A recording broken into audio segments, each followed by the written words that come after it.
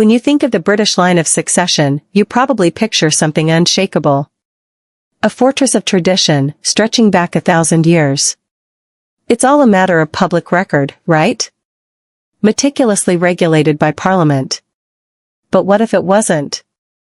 What if the real fate of the crown didn't hinge on laws, but on a whispered secret? And what if the stability of the world's most famous monarchy suddenly rested on the shoulders of a 10-year-old girl? This is a story about that terrifying what if. A story about a secret that could have rewritten history, and the young princess at the heart of it all, Princess Charlotte of Wales. Let's imagine a scenario where she stumbles upon a secret so profound, she is forced to make a choice that could unravel everything. Our story begins not in some shadowy corridor, but in the sun-drenched gardens of Buckingham Palace. It's the middle of summer, and one of the king's famous garden parties is in full swing. Imagine the scene. 8,000 guests mingle on the lawns, a sea of pastel dresses and sharp morning coats. The air is filled with polite chatter and the sound of a string quartet. Among them is a character we'll call Lady Eleanor Whitmore. To anyone watching, she's just another well-dressed aristocrat. But Eleanor is different. In our story, she's a historian with a secret. She's one of the few scholars granted rare access to the royal archives at Windsor Castle. The archives are the monarchy's private memory. For 2 years, Eleanor's work had been pretty standard stuff, cataloging 19th century household expenses. But then, she finds it. Tucked inside a heavy, leather-bound ledger, misfiled and forgotten for over a century, is a letter. It's written on thick, brittle parchment, the ink faded but the royal seal unmistakable. It isn't a state document. It's personal, intimate, and explosive. It's a marriage certificate. A completely legitimate, witnessed, and sealed certificate for a 19th century monarch who, as history tells us, died without a single legitimate heir. But this document tells a different story. It speaks of a secret, legal marriage to a commoner. And even more shocking, it's attached to a birth record for a firstborn son. A son whose very existence was scrubbed from every official record, his claim to the throne buried under a century of secrets. Eleanor understands the implications instantly.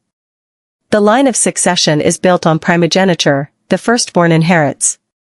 If this long-dead monarch had a legitimate son, his descendants would, technically, have a stronger claim to the throne than the current royal family. For weeks, Eleanor is paralyzed.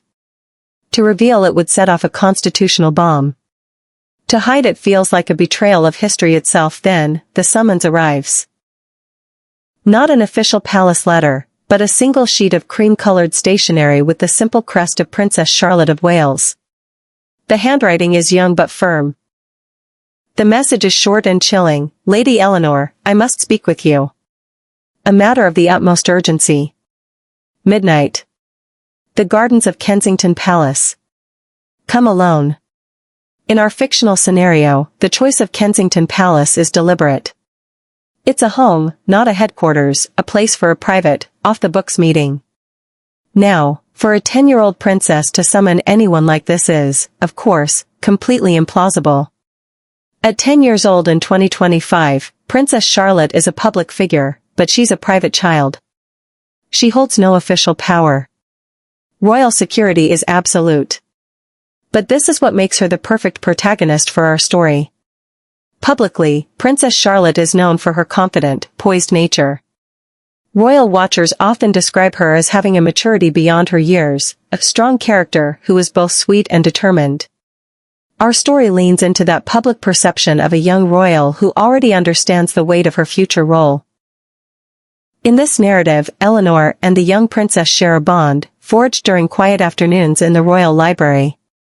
Charlotte is fascinated by the past, not just the big stories of kings and queens, but the little human details that get lost to time. It's this shared passion that built a unique friendship. Charlotte trusts Eleanor. And now, it seems, she needs her.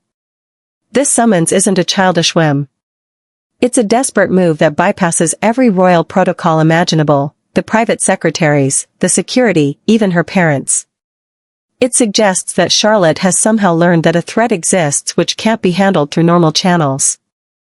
as Eleanor prepares for the meeting, a sense of dread settles in. The secret is no longer hers alone. To understand the stakes of Eleanor's discovery, you have to understand how the British monarchy actually works. Succession isn't just a family tradition, it's regulated by law.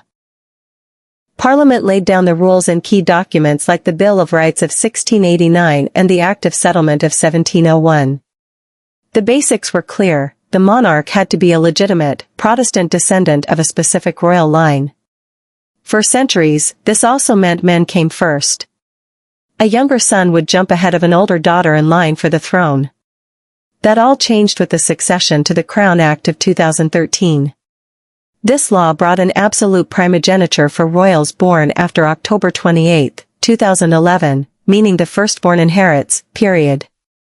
This was huge for Princess Charlotte. Born in 2015, she became the first female royal whose place in line wasn't threatened by the birth of her younger brother, Prince Louis. Her spot as third in line, right after her dad, Prince William, and her brother, Prince George, was secure. But the secret document Eleanor found threatens to make all of that irrelevant. Now, it's important to be clear, the discovery of a lost heir wouldn't automatically depose the king. The United Kingdom is a constitutional monarchy, and Parliament ultimately holds the power to determine the line of succession. It wouldn't be a simple swap. Instead, it would trigger a political and constitutional firestorm. It would ignite a debate over the monarchy's very legitimacy. Should they follow a newly discovered bloodline, or uphold the Windsor line that has been legally recognized for over a century? Public opinion would be split down the middle. This kind of crisis could shatter the delicate balance of tradition, law, and public perception that the monarchy relies on, and it was this catastrophic future that lay folded in Eleanor's pocket as she walked into the gardens. The Kensington Palace Gardens are a different world at midnight. Shadows stretch out from ancient trees, and the distant hum of London feels miles away. Eleanor finds Princess Charlotte waiting by the sunken garden, a small figure lit by a single lamp. There's no security in sight, a sign of just how far the princess went to keep this secret. "Lady Eleanor," Charlotte begins, her voice surprisingly steady. "Thank you for coming. I know my request was unconventional." Eleanor just nods, her heart pounding. "Your Royal Highness. How did you know?" A flicker of sadness crosses the princess's face. "Whispers in the archives don't always stay there," she says. "I overheard a conversation. Two senior curators, talking in hushed tones. They mentioned your name and a genealogical anomaly. They spoke of a phantom branch of the family. I didn't understand all of it, but I understood the fear in their voices. I knew it concerned my family. And I knew I had to talk to you." Taking a deep breath, Eleanor tells her everything. She tells the story of the 19th century monarch, remembered by history as lonely and heirless. She reveals the truth she found, the secret marriage to a commoner he loved, and the son they had together. A healthy boy, spirited away at birth and raised by a loyal family, never knowing his own royal blood. And his descendants, Eleanor explains, are alive today. A normal family in the north of England, with no idea that the blood of a king runs in their veins. Charlotte listens with an unnerving stillness. When Eleanor finishes, the silence is heavy. "So," the princess says finally, her voice just a whisper. "They are the true line. By blood." In a hereditary sense, yes, Eleanor confirms.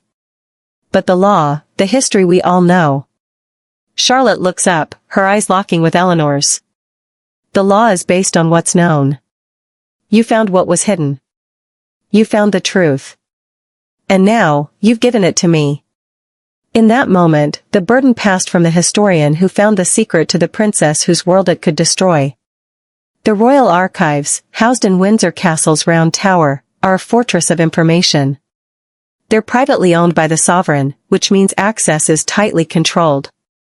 In our story, the survival of a document this explosive is a near miracle, a clerical error that slipped through a century of careful curation. Having told the princes, Eleanor now has to explain just how fragile the proof is. The marriage and birth certificates were the bombshells, But she'd found other traces, old account ledgers with unexplained payments to a northern family, faint notes in private journals. It's a delicate web of evidence, and Eleanor is the only one who knows how all the threads connect. This presents them with an impossible choice. They could bring it all to light, hand it over to the king's private secretary and trigger the crisis they both fear. It would be the correct thing to do, historically and legally. But it would also plunge the nation into chaos and turn the lives of an unsuspecting family upside down. The other option? Bury the truth. Protect the stability of the present by erasing the past. For Eleanor, a historian, it's a violation of everything she believes in. For Charlotte, it's a decision about the survival of her family and everything she represents. If this came out, Charlotte asks, with startling pragmatism, what would happen to them? The other family? Their lives would be destroyed, Eleanor says bluntly. They'd be hounded, scrutinized. They would become symbols, not people. And for what? A crown they never knew they were entitled to? The princess stands and looks out into the darkness. She's just a girl in a nightgown, but she stands like a queen weighing a matter of state. It's a choice between a disruptive truth and preserving a living institution. The monarchy is more than a bloodline, Princess Charlotte says, turning back to Eleanor.